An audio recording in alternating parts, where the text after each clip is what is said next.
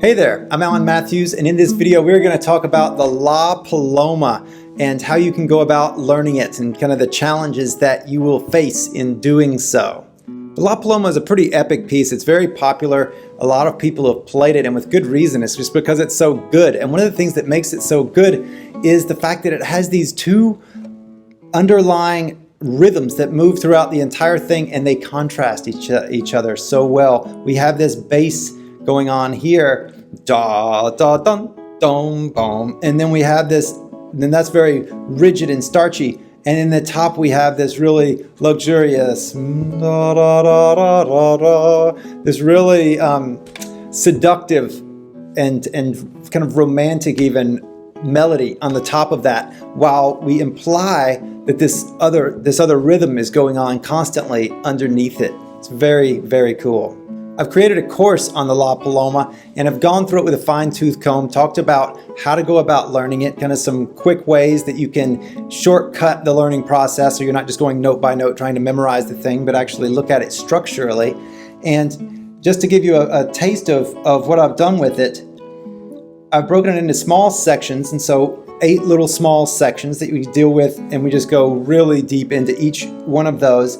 But then also done just the melody by itself, so you can work on just the melody and just the bass, because those are the two different psychological characters that are going on, and each one of them has to be so completely its own character.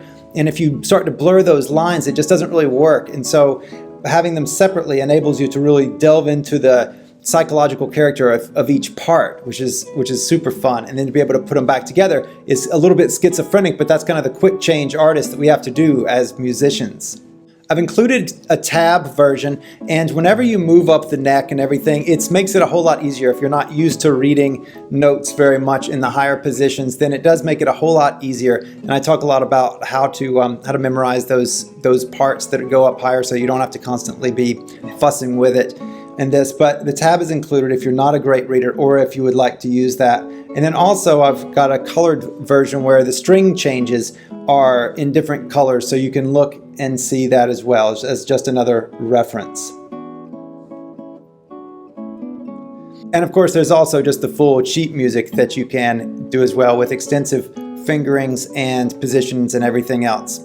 There are more than a dozen videos in this course, and in that we go through the really minute details of dynamics and accents and how to phrase, and we really look a lot at rhythm and triplet rhythms as opposed to 16th rhythms. If you haven't done this in your practice yet, then that is a skill so necessary to master, because it happens all over the place in music, and when it's done well, it is a really nice effect, and when it's not, then it really blands things out. So it's a great way to study this particular skill, if nothing else, and have a beautiful piece of music to be playing as well. So please sign up and take this course and enjoy it, and I look forward to seeing you there.